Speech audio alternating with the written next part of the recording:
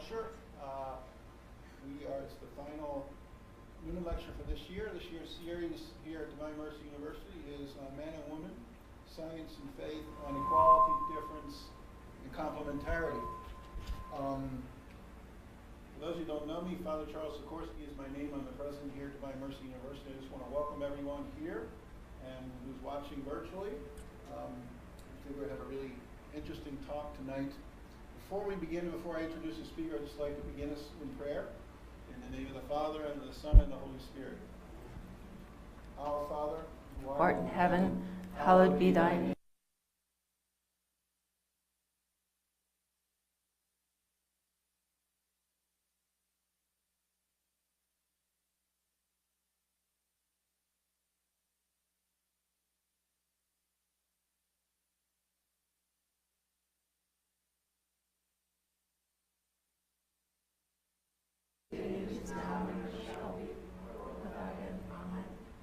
Father, and the Son, and the Holy Spirit. So it's a pleasure for me to introduce you tonight our speaker, Luanne Zurlo, who's here with us. She is currently the executive director of the BRIA School Network, which is a network of charter schools up in the New York City area right now. Prior to joining BRIA, she taught at the Catholic University of America in the Busch School of Business and Economics.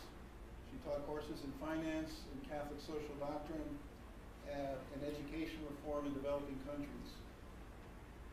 Luanne spent much of her early career working in Latin America as a ranked Wall Street equity analyst with a 9-year career as a securities analyst on Wall Street, as well as Credit Suisse and Goldman Sachs.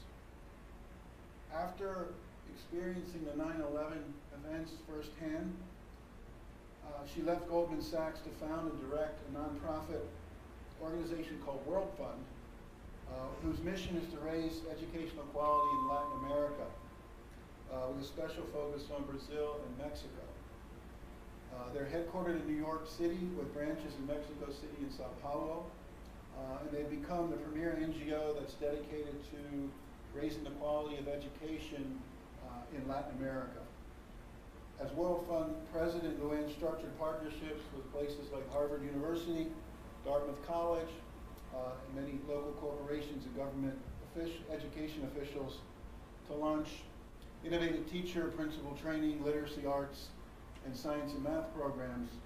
And currently, over 1 million students are impacted and benefit from those programs annually.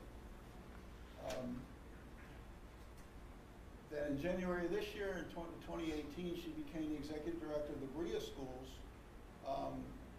which began back in 2013 and now has 3 schools strong. And their goal, they seek to ensure that thousands of underserved children have access to an academically superior and character-building education. This network serves as a national model for other cities that face the shuttering of Catholic schools, so they can continue to serve the poor. With a focus on results, this network is committed to ensuring that children develop the knowledge, skills, and character traits necessary to earn a college degree and pursue lives of value, faith, and integrity. So they're really focused on forming these kids, not just to teach them things, but to become better people. So Luanne has lived, traveled, and worked extensively in Latin America and Europe. She taught elementary and middle school in Spain at the Colegio de la Asunción in Ponferrada, Spain. She has an MBA in Finance and Accounting from Columbia Business School, a Master's of Arts in International Affairs from Johns Hopkins, and a Bachelor of Arts in History from Dartmouth College. She spent a sabbatical a couple years ago in Rome, studying theology at the Dominican Angelicum in Rome, and wrote a book while she was there. 15 Feet from the Pope was the name of the book. So she's gotten closer to the Pope than I ever have. Probably ever will. So, she currently lives in New York and spends much time as she can in her summer home in Falmouth, Maine. Luanne loves to write and is currently working on a book about the vocation of single lay Catholics. people who don't feel called to marriage or to religious life or other callings. Something that I think is kind of something that needs to be talked about and written more about. And so that book will be coming out soon. Maybe she'll mention when it's going to come out. But I'm really happy and we're blessed to have Luanne with us. Luanne. Sorry. I introduced to you Luanne Zurlo. Thank you. Thank you, brother. Thank you.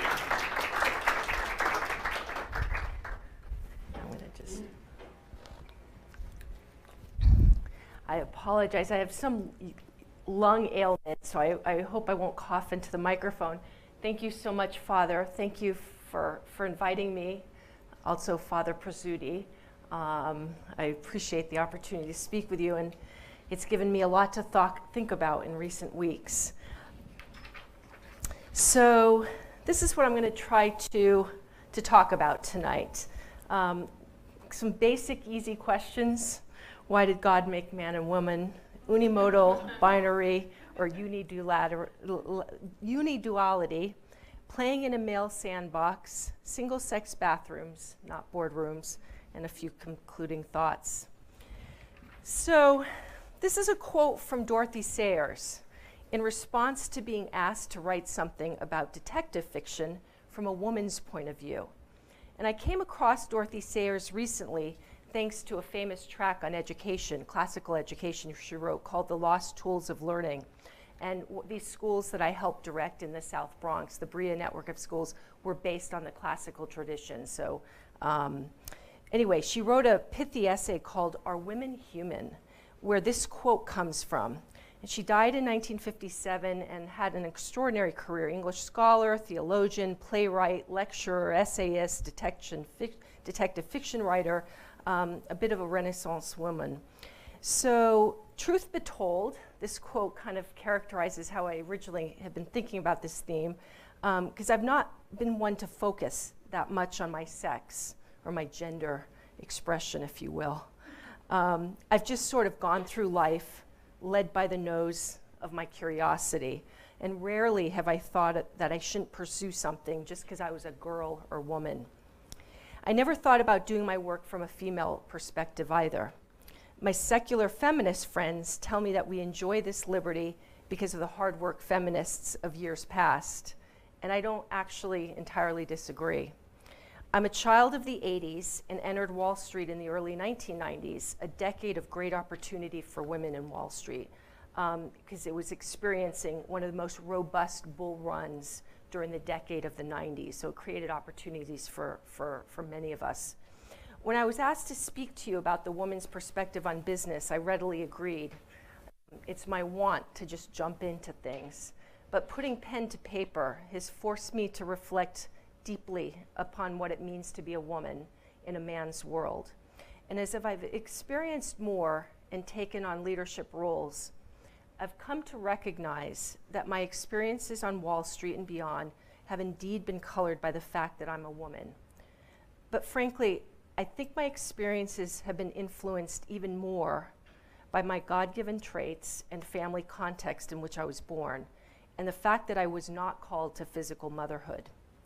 It has been challenging for me to find my voice preparing these remarks as I tried reviewing my life and the literature from a more overtly feminine lens that I'm used to. A variety of ideas have surfaced, and I'll warn you now that my remarks are probably not as systematically laid out as I'd like.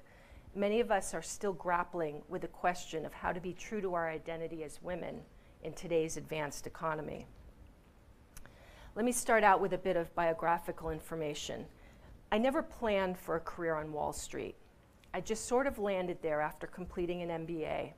I was an equity analyst and spent the early part of my career following Latin American corporates. Investment banks are basically composed of, they're like a three-legged stool. You have research, investment banking, the traditional bankers that people think of, and sales and trading. And they all three kind of work very closely together. I was on the equity research side. So it's an extremely challenging, intense job, and I thrived in it. In hindsight, I see it suited my skills and personality perfectly. And to just give you a little snapshot of my beginnings on Wall Street, Within months of starting, I was sent down to Santiago de Chile by myself to interview corporate CEOs and CFOs in order to write my first research report on a complicated conglomerate operating in Chile, Peru, and Argentina.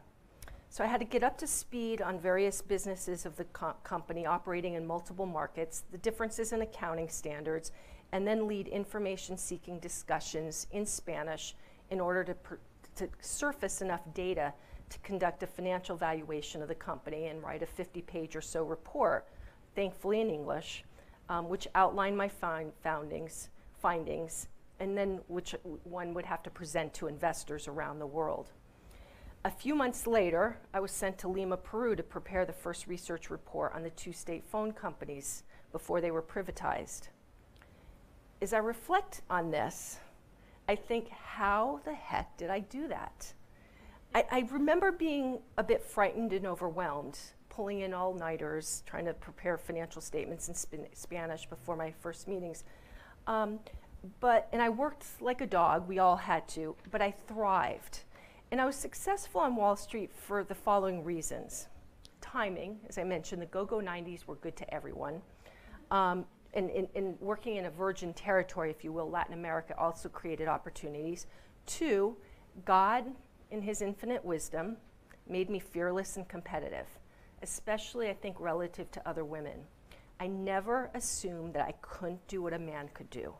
Very little scares me, and I hate to lose. I realized this a few summers ago. I have 2 little nieces, and I taught them checkers. And I could not let myself lose against my 2 7-year-old nieces. I think they respect me for that, because I think when kids are being condescended to, they know it. And I figure out now, when they really do beat me, they're going to really appreciate it. So, 3rd, I worked in a job that was objectively evaluated. Politics in the old boys club did not really come into play, because our evaluation, if you're an equity analyst, comes largely from external investors and sources. Investors, if you make them money, they don't care what you look like. You're green, purple, 3-eyed. You make them money, you're great. And if that's how you're evaluated, it's pretty objective. Add to this the fact I was working in Latin America in the early years, and it was very conducive to women. Women coming from US banks, that is. We got the best of both worlds. We enjoyed the benefits of working in matriarchal societies that valued women, but we also benefited from the fact that we came from highly respected then US investment banks. So while we were feted, local-based Latin American women were treated as second-class citizens in the financial business workplace. 4th, I had great bosses, all of them men, who valued my work rather than me being primarily a woman. During my career, I encountered 2 situations in which I was made to feel as a second-class citizen, solely because of being a woman, and I just quickly left both jobs. I knew I couldn't change the attitudes, and I had no desire to expend energy that way, and was blessed to be in the financial situation where I could change. I did not have children. This requires a fair amount of unpacking, because I think it goes to the heart of why more women do not rise to senior leadership positions in certain fields, and I'll speak a bit about that. So after nearly a decade on Wall Street, worldly success had left me feeling both empty and dissatisfied. Working the crazy hours, at that point I was at Goldman, COO of the global telecommunications equity research efforts during the telco tech bubble boom. Anyone remember the internet boom in the late 90s, early 2000s?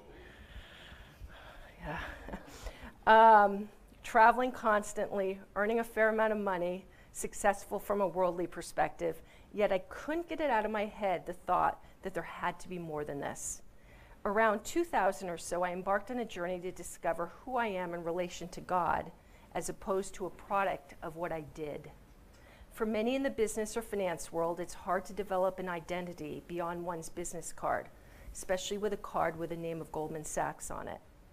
Around this time, it struck me that I hadn't found appealing female role models amongst the very few senior women in the business. This became clear to me when I had the opportunity to spend time with a few consecrated women.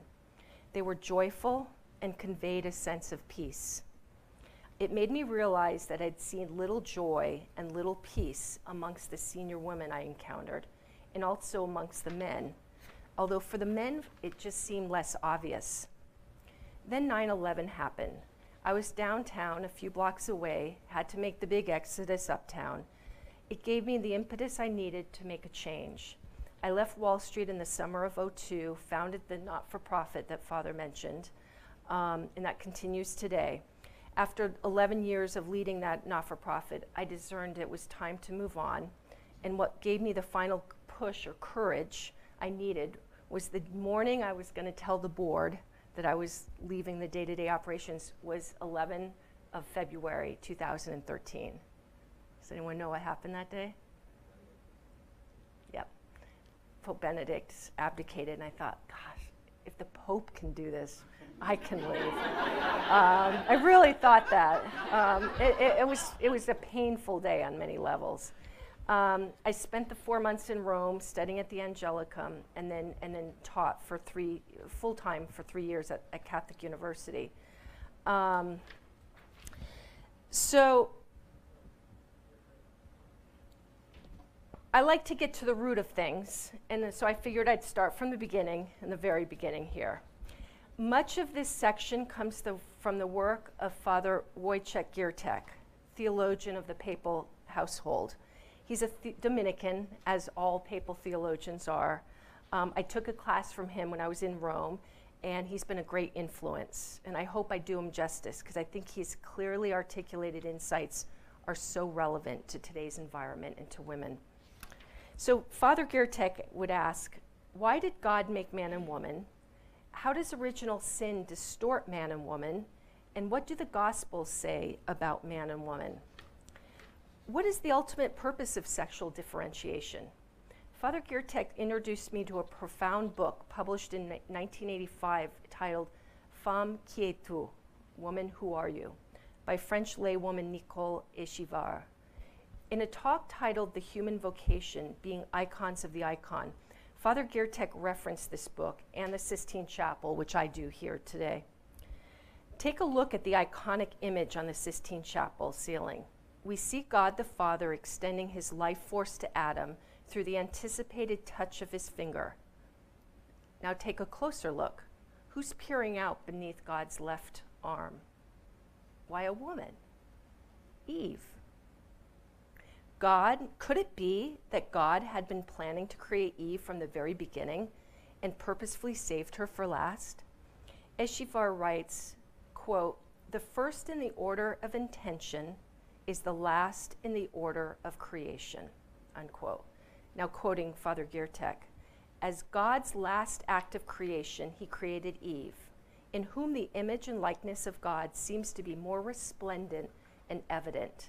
God from the start foresaw a mutual complementarity of the sexes in their existence and vocation, and Eve was specially endowed so that she could help Adam recognize how God is close and help him perceive the inner quality of divine love," unquote. Father Giertek suggests that Eve was created to overcome the solitude of Adam, and this mission to accompany man takes precedence even over a woman's procreative role. To justify her feminine existence, he says, every woman has to ponder the nature of Adam's solitude that she is to overcome. Helping the male overcome his spiritual solitude, woman fulfills the mission that was given to her at the moment of creation. So if you think about it, isn't it a mystery that Adam could have been lonely when he enjoyed the beatific vision of God? And yet, he wasn't meant to be alone. So why did God create man? In Genesis, we learn that there was, quote, "no man to till the soil," and that God created Adam and settled him in the Garden of Eden to cultivate and take care of it. Work is key to male identity. Man's work is to be creative and protective. Man loves through his work. He loves his family that he supports through his work. Original sin distorts man and woman. Now first the man. After the fall, man's work becomes tedious, a curse. As a result of original sin, man has the tendency to treat work as mechanical and escaped from God and even from his own family. And quoting Father Giertek again, when there is no spiritual life in the male, when he does not know or ignores the fascinating gift of divine love, he then has the tendency to lock himself up in his original solitude, in his tiresome work, which gives him more joy, unquote. But this can also be the case for women. And here I'll quote Edith Stein. Whether women pursue a profession only to earn a living or to lose themselves in work through lack of something better, it is in the long run a grueling, exhausting struggle. And so now the woman, how she's distorted. And Father Giertek expresses this so well, quote, "The transmission of life is painful for the woman, not only in the moment of delivery. Spiritual maternity, the assisting in the birth of the spiritual life in her children and her husband, is also painful.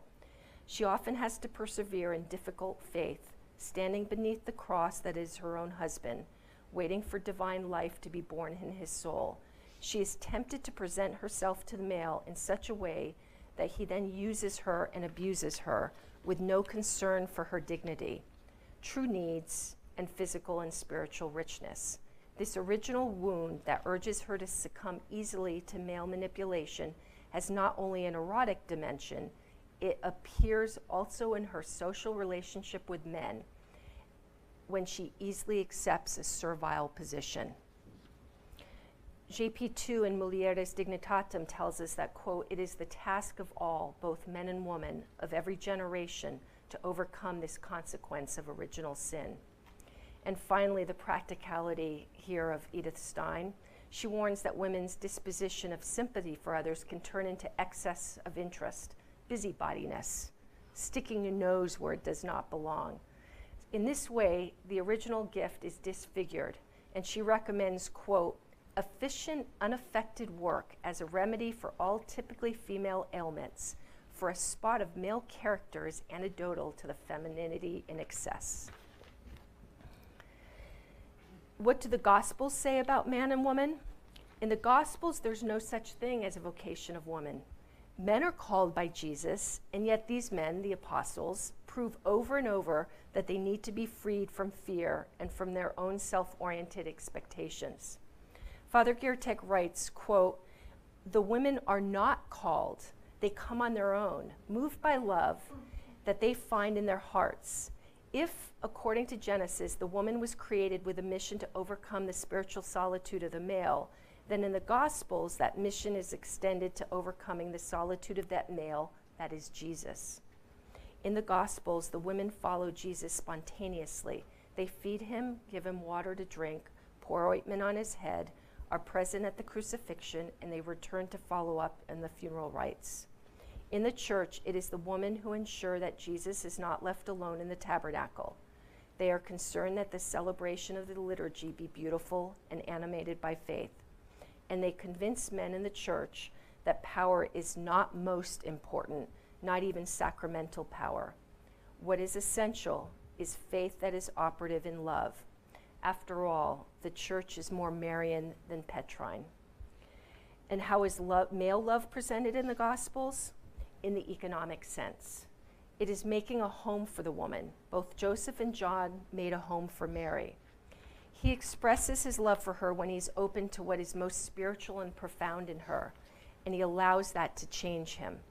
Her generosity, her spiritual and physical maternity helps him to learn to be a father in the spiritual sense. A woman helps a man achieve his vocation, but this is only possible if the woman embraces her femininity rather than tries to borrow his masculinity. Quoting Stein again from various writings, women by nature are primarily directed to the personal element. First of all, they were interested in the person and not so much in things. This disposition plays an important role not only in marriage, family life, and one's own circle of friends, but also and above all in society and in working environments. Wherever man is in danger of becoming a piece of machine, thus losing his personhood, the development of the female peculiarity can become a beneficial counterbalance. The entire social life, public and private, could benefit from an increasing contribution of women into the manifold occupations of society, especially if the peculiarity of the female ethos is perpetuated. So now let's get to kind of, let's call them perhaps more earthly things. From what I observe, some of the confusion around the identity of man and woman stems from a misconception about the distribution of traits across the male and female populations. One extreme holds the view that women and men are much more different than alike. The other extreme being that they are the same, except for conditioning differences. Visuals help me understand things, so I've come up with a visual way to understand complementarity between the sexes. And I think many people think in either binary or unimodal terms, when in reality we should be thinking in what JP2 refers to as uniduality. This is my poor attempt at a chart showing a binary distribution of traits. So let's take two gender charged traits here, abstract math and nurturing, both plotted along the x-axis. The range of abstract math abilities is from just below 1 to just above 1 to just below 7. The nurturing range just above 7 to just below 13. So most men fall in the middle of the range, about 4, and most women at about 10. So Einstein is out there, he approaches 7, and Mother Teresa probably approaches 13 in her nurturing. So looked at from a binary perspective, no man has any nurturing abilities and no woman has any abstract math abilities. What we have is a division into two groups or classes, men and women, that are considered diametrically opposite with no common traits. Looking at men and women as two completely different categories is simplistic and leads one to see the category rather than the individual. It leads one to see women and men as incomplete halves that need the other to be whole. It leads one to view the other as a competitor or an interloper. And truth be told, I've observed this mindset more amongst social conservatives, including in the church. There's a tendency here to place exclusive value on a woman's physical maternity or play lip service to a woman's other gifts while demonstrating a discernible discomfort working with women. The word equality is fraught with issues, but what many of us grapple with is being taken seriously, having our ideas and professional contributions being valued equally if they are worthy of being taken so. Let's move to the other extreme, unimodal. Women and men are essentially identical in this view. Their differences are the result of social conditioning. This mismatch in outcomes, i.e. a low proportion of women in leadership positions, is due solely, if not almost exclusively, to bias and masculine power structures. Looking at men and women as one undifferentiated category, again, is simplistic, and it leads one to see the category rather than the individual. It leads one to view the other, again, as a competitor and an interloper. And it has led to radical feminism that has insisted on denying women's physical and spiritual maternity. I quote an out there feminist from her book, The Dialectic of Sex, The Case for Feminist Revolution, written in 1970, author Shula Smith Firestone, who I believe just recently died. It's a classic in second wave feminism, and in it she developed a materialistic view of history, but this based on sex. Quote, just as to ensure elimination of economic classes requires the revolt of the underclass, i.e. the proletariat, so too assure the elimination of sexual classes requires the revolt of the underclass, the woman, and the seizure of control of reproduction. Not only the full restoration to women of ownership of their own bodies, but also the seizure of control of human fertility, the new population biology, as well as all social institutions of childbearing and child-rearing. The end goal of feminist revolution must be, unlike that of the first feminist movement, not just the elimination of male privilege, but the sex distinction itself. Genital differences between human beings would no longer matter culturally. Uniduality here. I'm not sure a statistician would call this a bimodal distribution, so I'm going to use JP2's term, uniduality. Many of our differences are small, and there's a significant overlap between men and women, so one can't say much about an individual given these population level distributions. So this is what my view is. JP2 writes, John Paul II writes, quote, women and man are marked neither by a static and undifferentiated equality, nor by an irreconcilable and inexorable conflicted or conflictual difference. Their most natural relationship, which corresponds to the plan of God, is the unity of the two, a relational uniduality which enables each to experience their interpersonal and reciprocal relationship as a gift, which enriches and which confers responsibility. And that was in his letter to women written in 1995. So now I'm going to read you a quote, and I'd like to know what you guys think. Quote, the distribution of preferences and abilities of men and women differ in part due to biological causes, and these differences may explain why we don't see equal representation of women in tech and leadership. Discrimination to reach equal representation is unfair, divisive, and bad for business. Sounds reasonable, right? Who's the quote from? It's from James Damore, the Google engineer that was fired a few months ago when he wrote that memo about differences of men and women. So this was the response he received. Quote, many of you have read an internal document shared by someone in our engineering organization, expressing views on the natural abilities and characteristics of different genders, as well as whether one can speak freely of these things at Google. And like many of you, I found that it advanced incorrect assumptions about gender. That was from the VP of Diversity, Integrity, and Governance. So, God created man and woman with unique identities that complement each other.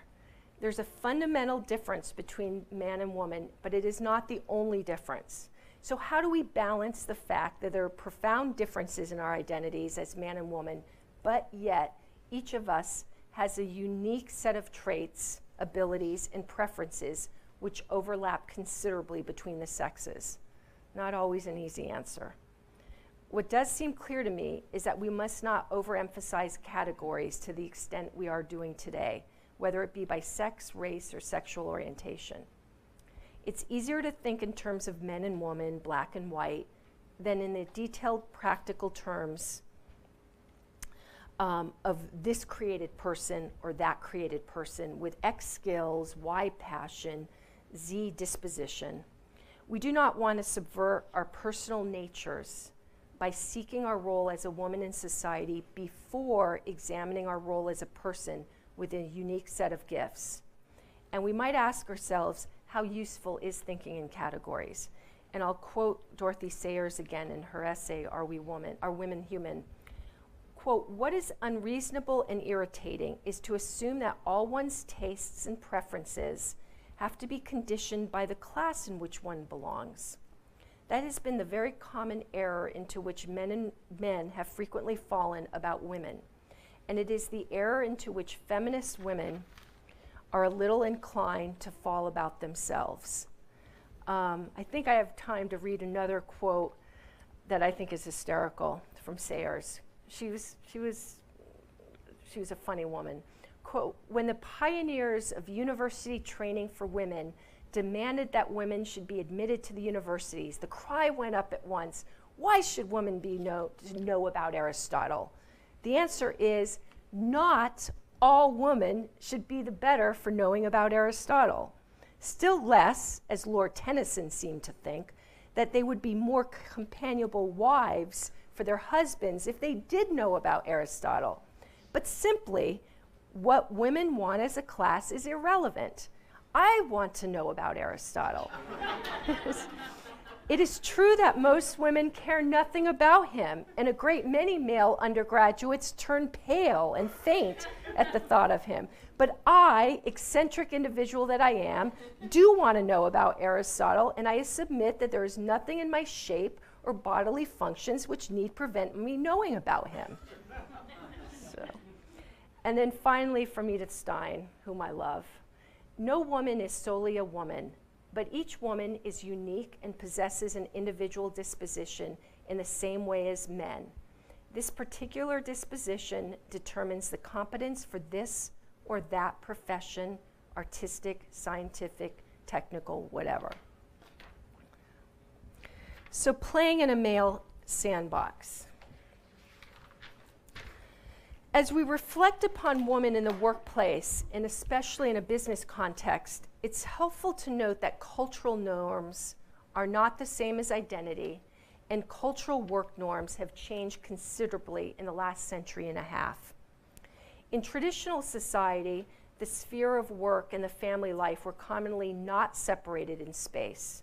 Male and female activities, more often than not, operated side by side, so that children could know and take on both female and male patterns of their interaction and cooperation.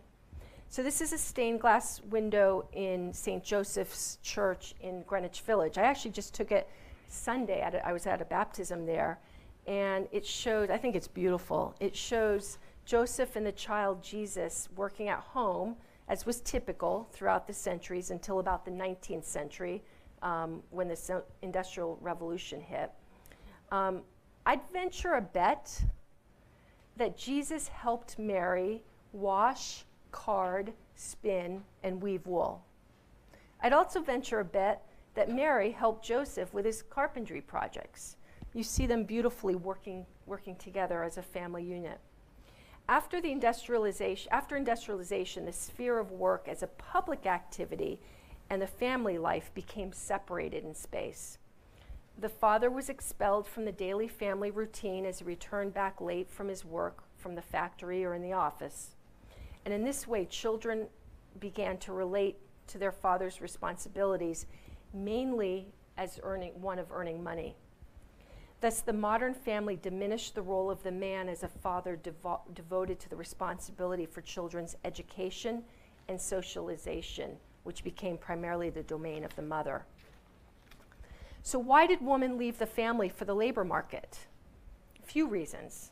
One, to help to support the family economically, and I'm not going to delve into the issue of the necessity of dual income here. Two, keeping a home became less labor intensive. Think washing machines and takeout restaurants, which freed women to pursue careers to which they felt called. And three, homemaking to support the family became devalued relative to paid work, which became associated more with male action. Work became less a simple economic fact than a cultural value. As a consequence, a woman seeking to be of equal dignity and worth more and more left family life and entered into public paid activities. As women entered the workforce in growing numbers, particularly in the latter part of the 20th century, two visions of emancipated womanhood emerged. One, the superwoman, who could perform highly in a career as well as being a wonderful mother, faced with the challenge of performing 2 full-time jobs in the space of each day. Or two, the childless career woman who sacrifices all for career. I'm going to offer a very rarefied third image, that of a senior finance executive. So and this is true, the mothering style of a senior banker was known in a mortified sort of way to many of us in the 1990s. When she was not traveling out of town on business, she would have her chauffeur drive her 2 children to the office downtown for her to say goodnight to them. I used to wonder whether they were dressed in their pajamas when they were driven down to be said goodnight by their mother as she stayed at work late into the night. This rigid dual vision of emancipated woman has led to the mommy wars. And quoting here Joan Williams, She's a thoughtful observer of women in the workplace. She says, quote, "These mommy wars are so bitter because both groups' identities are at stake because of another clash of social ideals. The ideal worker is defined as someone always available for work, and the good mother is defined as always available to her children. So ideal worker women need to prove that although they're not always there, neither at work or at home, their children are fine, just fine. I've never had to compromise and my kids turn out great." Women who rejected the ideal worker norm and settled for a slower career or no career need to prove that their compromise was necessary for the good of their families. So you have each group of women judging the other because neither group of women has been able to live up to inconsistent ideals. So why this inherent contradiction? Is it necessary? Speculating from a supernatural perspective, might this inherent contradiction between how God made woman and the modern workplace be ground zero of the battle between God's dominion and the prince of the world? Part of the devil's attack on the family. 3 ways forward. 1, women continue to do violence to themselves and their families, making themselves fit male norms. 2, women recoil from engagement in the public domain, attack generally more prevalent amongst traditional Christian women. Or 3, we endeavor to engage on terms that are consistent with who we are as daughters of God. And to the extent that women unapologetically embrace who they are and work to animate the public sphere as women, the world will push back. Nicole Echevar, again, I quote her from Femme qui est tout, makes a provocative argument that our modern economy, and especially the US economy, sometimes derogatively referred to as heartless Anglo-Saxon capitalism, is anti-women. And I quote, "With the economy as our highest aspiration, a woman's identity will be devalued. When the economy replaces morality or human relations as the highest good, the only rights are those of the worker, not the rights of the human person." And think here, poor little Alfie in England. Economic constraints often justify abortion. The child simply gets in the way, just like the handicapped, the old, the economically useless, unquote. So from this perspective, man has become his work and has embraced a materialistic perspective of the human perspective. Nicole Echevar goes on to say, quote, "The woman is ridiculed by practically all the modern ideologies, structures of money, power, technology, efficiency, and technocracy. These values ignore the values of love, life, nature, the mystery of the woman, and the mystery of God, our creator and redeemer. Women are mutilated, anguished doing work without love for money, for the state, according to a schedule and rules that don't take into account their irreplaceable role in the home. Women must refuse the masculine trade-off, either children or work outside the home." Now this song perhaps sounds strong to American ears, but I do think actually it accurately captures our bigger challenge, and that is the sandbox that we're playing is not geared toward the well-being of the family. And this profoundly hurts women and children. Unless you think this is just an out there French ideal, Joan Williams, who's very sober, if you will, very American, succinctly states that, quote, "Workplaces are designed around men's bodies and life patterns in ways that discriminate against women, and our current system is terrible for men, worse for women, and worst of all for children. The key problem for women is that workplaces are still designed around an ideal worker who starts to work in the early adulthood, works full-time, full force for 40 years without a break, taking no time off for childbearing, child rearing, or anything else. The result is a clash of social ideals. The ideal worker norm clashes with the norm of parental care, the widespread and uncontroversial sense that women need and deserve time with their parents. I do think this is what Pope Francis tries to convey, though sometimes it comes out as being specifically anti-capitalistic, when in fact I think this mindset goes more towards how the workplace is structured. So the rejection of Humanae Vitae has led to this Me Too movement and to an underappreciated workplace pendulum swing that is not helpful to professional women, and that is the separation of the sexes. Women embrace birth control as a means of taking control of their lives, enabling them to participate on a more equal footing in the workplace. That's the argument. It's not my argument. An unintended consequence of contraception is the degeneration of men and the objectification of women. Now that's my argument. Contraception has a loss of respect for women, viewing her as a mere instrument of selfish enjoyment rather than as a respected companion. I think the fact that sexual harassment has been brought out in the open and the fact that the vast majority of our population is caught up in the grips of pornography is making people revisit Humanae Vitae in a serious way. Less obvious is a backlash that is quietly gaining steam in the workplace, and that is a fear from men, especially senior level men, of engaging women in a collaborative manner or in mentorship relationships for fear of being accused of misconduct. Can you blame innocent, conscientious men from avoiding an increased risk, whether real or perceived? But it also begs the question, is working closely with women, even if it means eating some meals together alone, a near occasion of sin? Is it become that difficult for mature men and women to work, even intensely together, and restrain themselves sexually? Does a woman have the same opportunity as a man to be hired into Vice President Pence's team? Probably not. Is this how we want our workplace to look like? At the beginning of the Pence doesn't dine with women professional hoopla, I was impressed. But the more I thought about it, and the more I started hearing stories of very well-intentioned senior men avoiding working with younger women, I became more saddened. The sexual swamp we live in is separating men and women. Should we deny, resign ourselves to, or accept our differences and move forward accordingly? Sheryl Sandberg denies, and James Damore, the fired Google engineer, resigns himself to the status quo.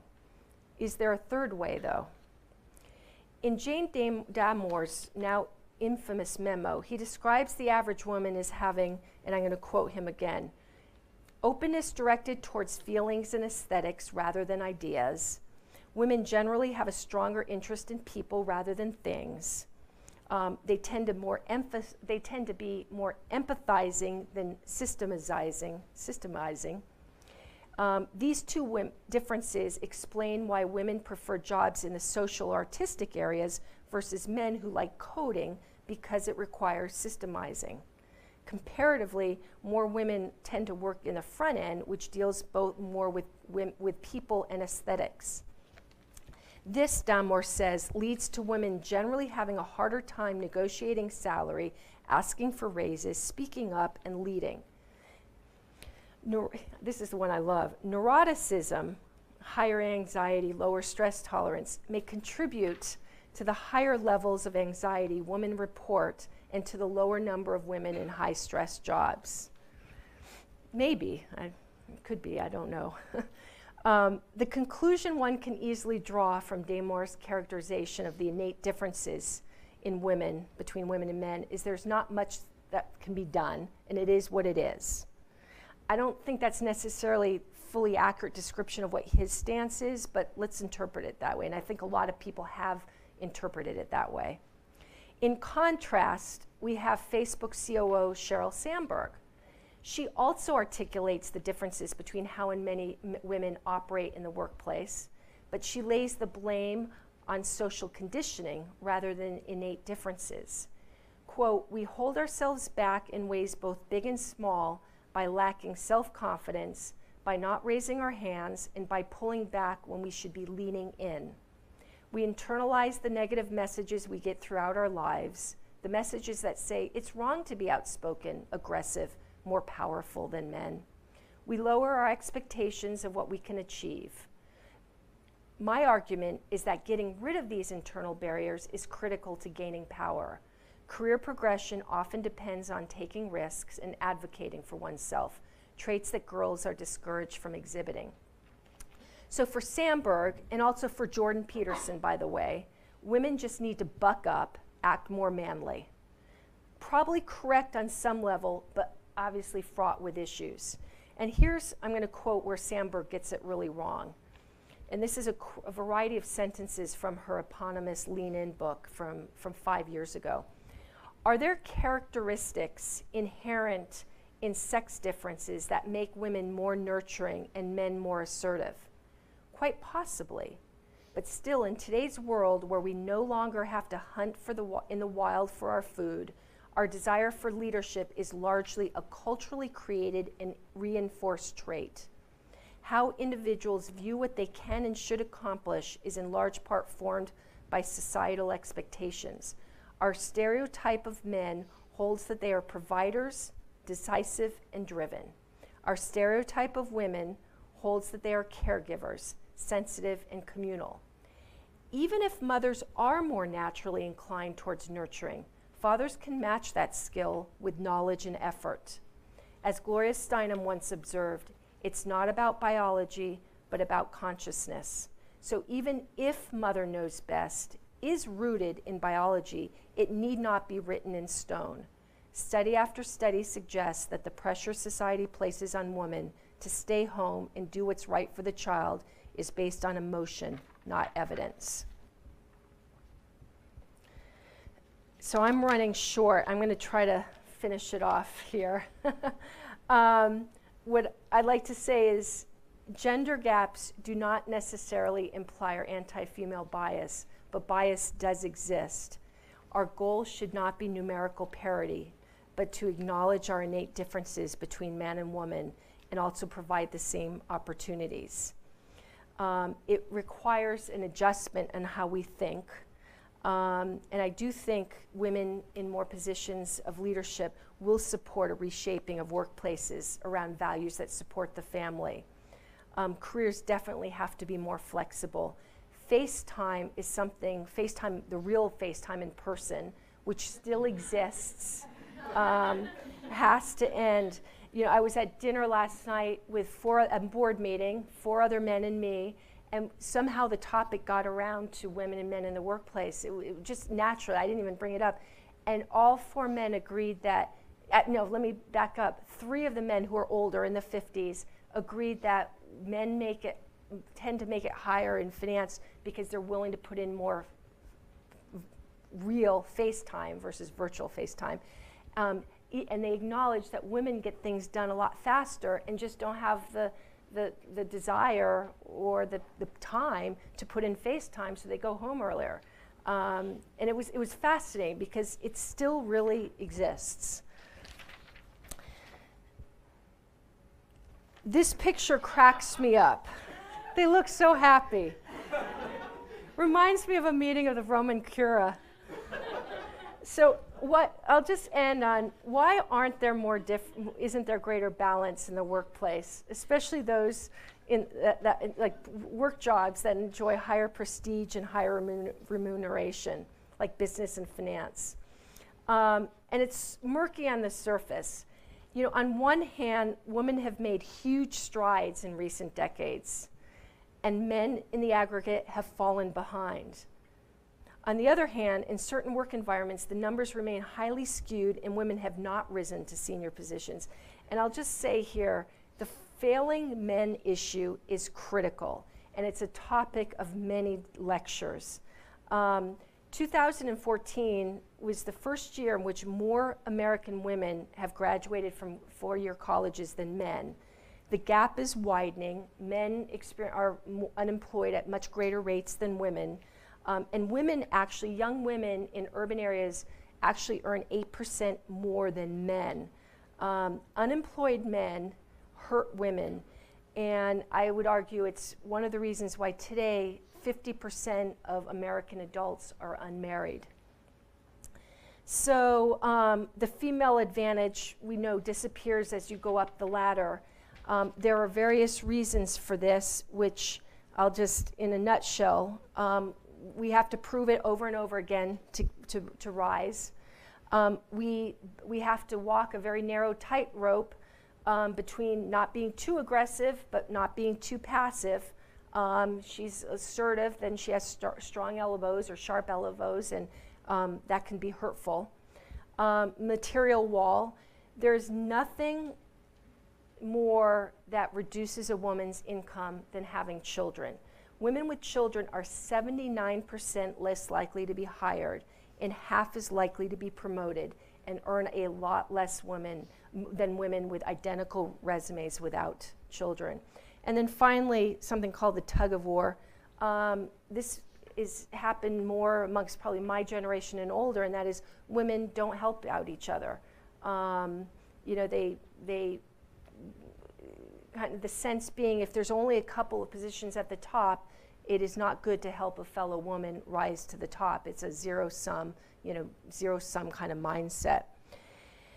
And I will just end on, I went a little longer than I thought, that with some concluding remarks